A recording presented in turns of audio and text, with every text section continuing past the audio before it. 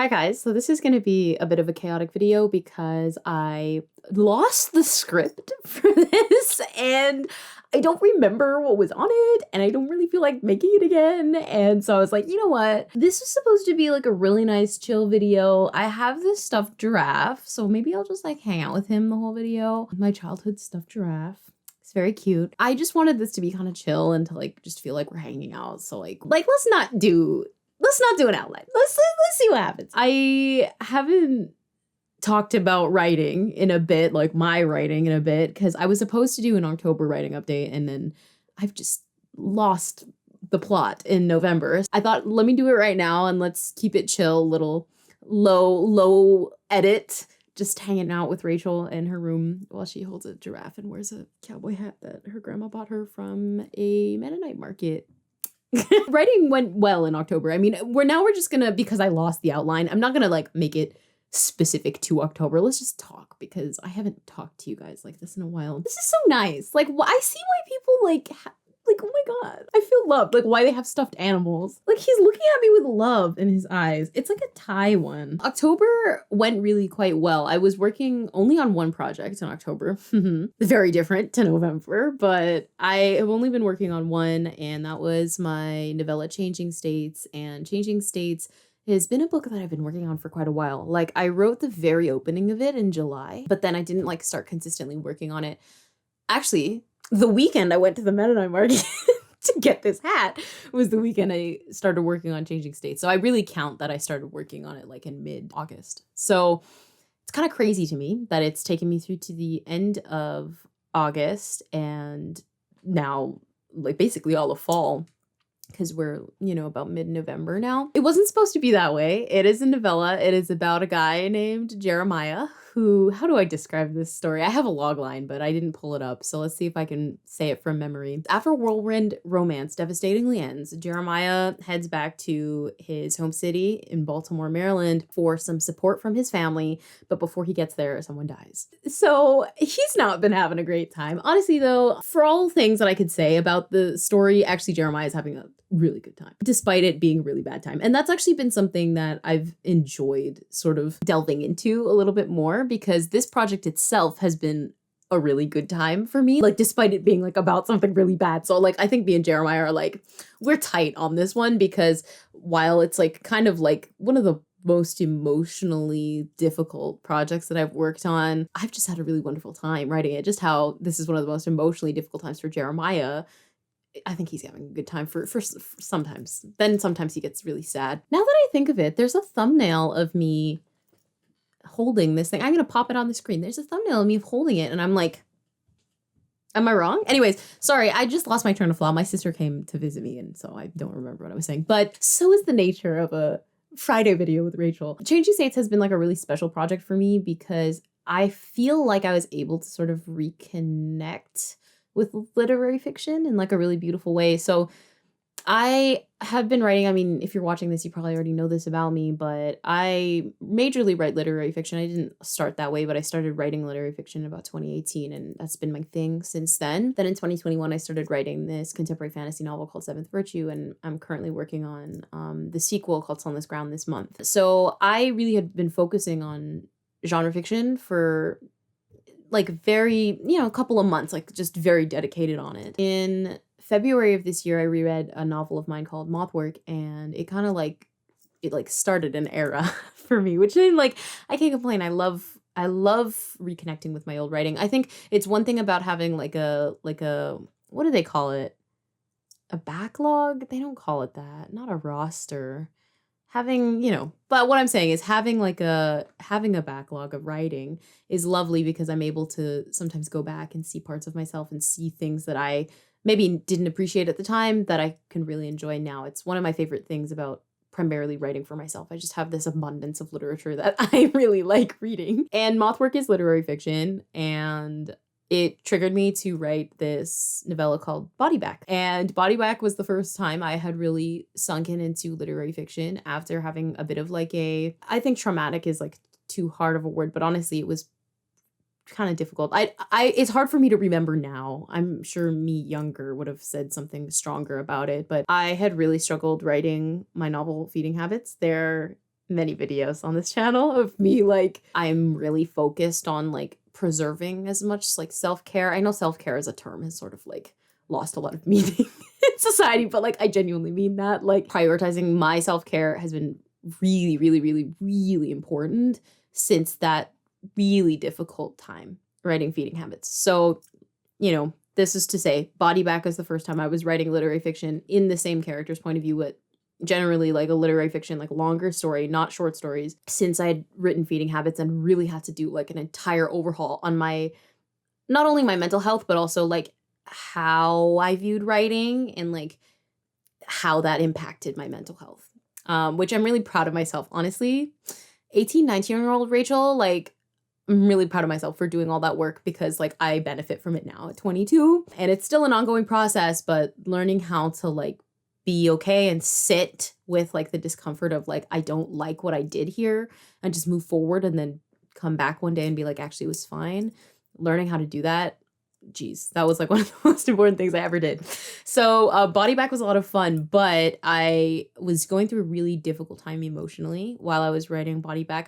Had some personal things going on in my life that kind of made the process, now I'm looking back on it, like kind of made the process like a little unhealthy now that I think about it. Writing was like a coping mechanism, which is fine. Like I think that happens sometimes. I also at the same time, while there were some parts of it, you know, I was really sort of like avoiding things. And sometimes you have to avoid things in life. And sometimes writing is there for you to do that. I also had this like beautiful reconnection with literary fiction. But again, because it was in the middle of me going through something emotionally really, really difficult, that kind of carried with me. Then I ended up moving back home really abruptly, and that's hard for me. I struggle with change, like a lot of people, but I'm autistic, and one thing about me, I'm very rigid, and I just like, especially with my like life and the way my life is and how I view my life, it was really hard for me to like just pack up and move, and my life was completely different, and I never will ever get that part of my life back again. That was hard for me to accept, and I was in the middle of writing Bodyback, and so it was something that like I dragged like this dead body of like me struggling all the way from where I lived on the West Coast back to Toronto. And then I finished the book in Toronto, and it took a lot longer than I had wanted it to. And I was like, it's not fair, because I feel like right when I moved in my life, kind of like, ooh, it took like a really sharp down because I had a lot of adjusting to do. My dog died. My dog of 13 years died, and she was like my sister. And so like, it was like a lot emotionally. I moved into this room. It was like a lot of change right as that happened. Like I had felt like right before then that Bodyback had gotten to like a peak. It was like right as I had finished 24 Karat Harrison, I felt like, oh my God, like I feel really connected to the project. Also, I feel like my community is really connected to the project. Like I have like made connections based off of this project. And then like right as it ended, right as I moved back home, I finished that chapter literally like the day I moved back home. Right as I got back home, the whole project, like, whew, it got so much harder. Long story short, because I've still been rambling about this, I finished it and it ended up getting better. I managed like in June, like to feel better after May ended. I finished it, I think toward the end of June. It did feel better. But then after that, I started working on a novella that's sort of part of this trilogy, Bodyback, Hallowed Bodies, Changing States. Hallowed Bodies was the second one. And this one, I think it really got sort of tangled in, I think, the aftermath of struggling with Bodyback, like at the end, just like emotionally. It was like, hey, we caught up to you. Well, how about you deal with it now? Like, and I ended up struggling so much with Hallowed Bodies. I also was writing Hallowed Bodies primarily like when I was not doing that well. I wasn't really on YouTube very much. It was like when I had settled back at home, it didn't feel so new being at home. And so then I was like, I need to find my routine here. And it was like really hard for me because I had developed a writing routine where I lived at school. And then it just sort of like right at the end of being there, and then it just sort of collapsed. So I was like, oh, I got to start all over again. So Hallowed Bodies is like starting all over again is what I'm saying. And because of that, I struggled with it. And then when it started to give me trouble, it was like the instinct was to go back to the way that I used to think, like when I was writing Feeding Habits. This is all related. And I was like, oh my gosh, like I hate this. This project is annoying. It's boring. And that's fine. Like, I think at a point to like objectively look at your project and be like, I'm not enjoying this. I think it's okay to be honest with yourself. And then there was a fine line where it became like a little too much. And then my chronic pain got so bad when I was writing Hallowed Bodies, and I wasn't emotionally prepared for that. So now you have a whole bunch of things melding together. And literary fiction for me is like very emotional. It requires a lot of emotional energy. And it was a lot to deal with. And then right as I was at like the worst, I think the lowest in a long while in this year has been a lot, but this was pretty, like, it was different. I went on a vacation with my parents and my grandma and my sister, and we went to rural Ontario, and it changed my life. I was like, what? Like, I'm not usually one of those people where it's like, like I don't usually feel like I have such like a beautiful connection, and like I wish I did, like the earnestness and like the way to like look at small things and moments and be like, that thing really like changed me. That's not typically me, but then I think going there, like I have now like found beauty in life in the small things. And all that's to say, I finished Hallowed Bodies when I was there in rural Ontario, and it really mattered a lot because I had struggled so much with the project. I had hated the project, and then I had these beautiful parting moments with the project, and that was beautiful. Instead of it feeling sad to end, I was like, it's like an exhale, like I can move forward now. And right at the same time, I started writing Changing States, because I was at one point writing them kind of like adjacent to each other. I wasn't really writing Changing States that much, because I remember I'd started it in June, right before, or July, sorry, right before I finished Hallowed Bodies. But really, it was like springing right back into Changing States. Literally was like right after I finished it, I'm drafting Changing States. And I think because so much time had passed, and it was like, okay, I had that really beautiful experience, probably the most beautiful experience I've had all year, and I really needed it. It was like an up. Now I was like, okay, I was like this is where like Bodyback was like when I was writing it. I was at the top, and then it like sloped right down to the bottom. Then I was starting Hallowed Bodies at the bottom.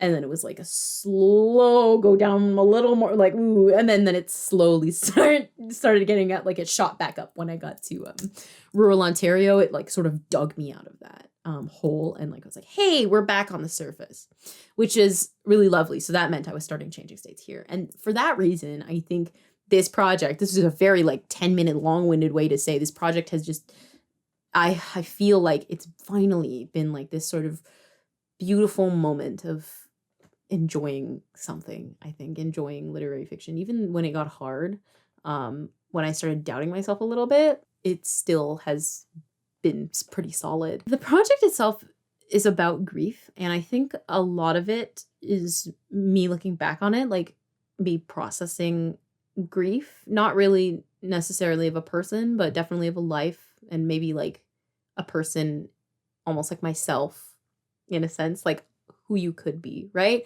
It's really the heart of the story. And I think because that was my experience, I didn't really realize that that's what I was writing with Jeremiah too, like grieving what his life could have been, grieving what his life ended up being, grieving what his life turned into, but that somebody else's life couldn't be because of what his life had become. And it's been a really important project, I think, in my 20s. And a goal of mine was to finish it by the end of October. And I think a part of it was because being 21 was really hard for me. Like, it started off so bad. Like, literally my birthday, it started off bad. Just literally on the day was bad. And then from there, being 21 was like a tenuous grasp on this new era. I was like really attached to that age at the same time. Like how hard something is and you don't want to do it anymore, but also like you're extremely attached to it. And my birthday is at the end of September. It was on the 27th. And I had wanted to finish Changing States before my birthday because I was like, I think it would be nice to wrap up all the 21 projects, because all the characters in this little sort of accidental trilogy are 21. It would be nice to wrap it up when I turned 21, and it didn't happen. And I think being 21 that day was quite weird and a bit like turning 22 emotional in a way, because it was like, it feels like I have left something that existed in these projects, and I don't have that anymore. But I did manage to sort of move past that, because I was like, well, There was no way I was going to finish Changing States before my birthday, so it's no big deal. Then goes October, and Jeremiah, who's the narrator, his birthday is on Halloween, and I had wanted to finish this book before Halloween, obviously because November becomes like really chaotic in terms of drafting, but also because it just felt like, okay, if I couldn't finish it before like I turned 22, I wanted Jeremiah to be done with his own story before, like before his like birthday in real life happened. That also didn't happen. So it's been like really interesting sort of like adjusting my expectations. It's not like I'm disappointed or anything because this project is not supposed to be a book, but it ended up being really, really, really long. It was supposed to be 5,000 words. It is 27,000 words. Bodyback, which is the longest of the trilogy of novellas, is 28. I think Changing States is going to end up being longer than Bodyback. And Bodyback took me 4 months. I think Changing States is, if you do August, September, October, about the same amount of time, probably. I am finishing the project, and now that my sort of like self-imposed deadlines have passed, it's like I'm just taking it slow. I have not really been focusing on it this month. I did actually, in November, I wrote a lot of it in like the first week. I wrote like 6,000 words of it in the first week of November, but I haven't really looked at it since. I'm hoping to work on it maybe a little bit today. But it's almost one of those projects where like, I'm sad to let it go because it also feels like letting go of a part of me. Like if I couldn't finish it before I turned 21 and I couldn't finish it before Jeremiah turned 22, before I turned 22, before I finished being 21 and when Jeremiah finished being 21 and turned 22, then it's like I have a little more time almost to sort of be with it because the time has already passed to have that like kind of cool deadline or whatever. And I don't know, it was a lovely experience in October. At the same time, like it was the hardest part of the book. It was all of October. I wrote about 6,500-ish words in October when before I had been averaging 10,000 for this project. So it was still totally wonderful, especially for literary fiction. That's a lot of literary fiction. I think it was at the point of the book where the emotions shifted, where things changed, and the whole story is about change. And as we've gone over, I'm not quite good with change. So it's been changing states for me, and it's been changing states for Jeremiah, really in being in a state of change. It's also kind of literal because he does change states, he moves. And then what it's like to be in a state of change when you're not really anything, but also something at the same time. So yeah, it's been fun, I think. And that has sort of been where my mind is at with the project. I look at it quite fondly. It's taught me a lot. It has pushed me a lot out of my comfort zone, but I'm really happy with everything that I've been able to get out of it because it wasn't something that I was expecting to write this year. I was not supposed to write any of these things this year. And then my whole year ended up being things that I wasn't supposed to do, which feels like really apt to what being 21 was like. So I want to read a couple excerpts because we can wind down now, but Jeremiah is like one of the most profound people I've ever been able to write. Like sometimes like getting to know characters is getting to know a friend, I think is how I treat it. And it feels so nice that there's like a person that I know, even if he's not real. I know this person. It's like, it's a lovely thing to me. So let's read some Jeremiah. I'm not sure what of these I wrote in October or November. I'm just gonna find something and read them for you. And let's put the little guy on my shoulder and let's see if he'll stay there. Yeah, he will. In Changing States, I had started part 3. So basically part 3 I wrote like for the entirety of October. It took that long. I didn't mean to write a part 4 of this book, but then there ended up being a part 4. And just as I didn't intend for there to be a part 3. Okay, here's one about Jeremiah. He's going on a run. It's the day of the funeral for this family member of his, and a lot of Changing States has been incorporating details that are relevant to me. It feels like autofiction, even though it's not about me, and it doesn't even follow character. I guess Jeremiah's kind of like me if I was like quieter and nicer to people. But it's in Maryland, and Maryland is a big part of my life. And so here's a bit about that. And some of the details are things that I did as a kid. On the morning of the funeral, Jeremiah rises at dawn and goes for a run in his neighborhood. It starts misting as he crosses the street from the development, but he doesn't turn back for an umbrella. The grass is jeweled by dew, the road silent at this time, like the brief pause between ending credit songs. And he enjoys this, the quiet and the infrequent flash of headlights as he jogs past the Amish market he and his mother used to visit to sample cheese.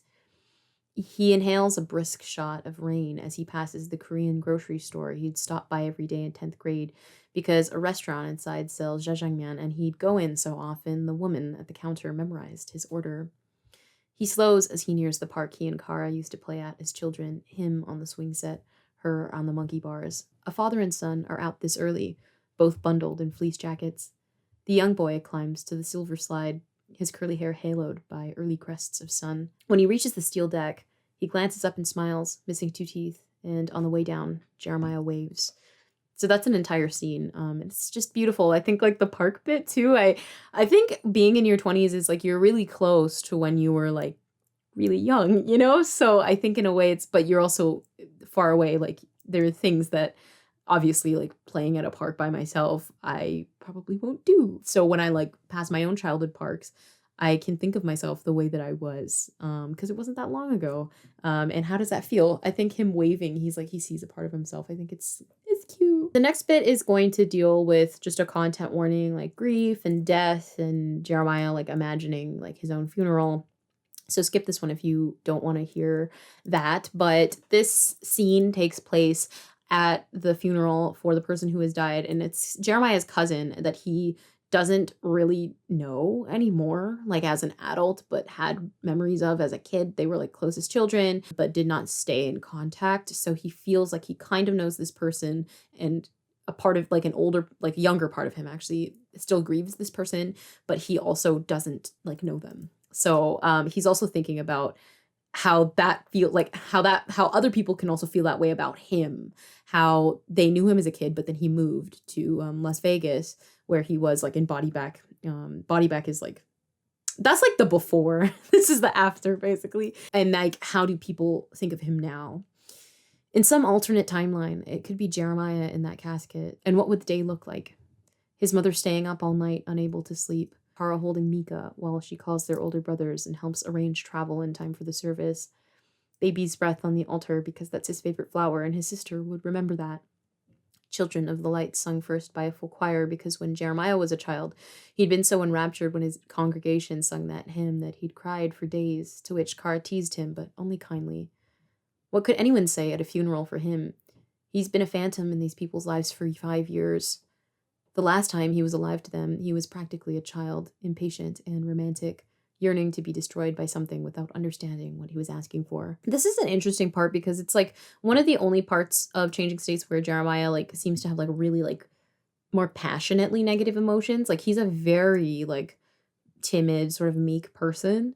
And here he's like, he's tired of that. He's tired of being pleasant. He's tired of putting faith in a future that's only led him back to where he started.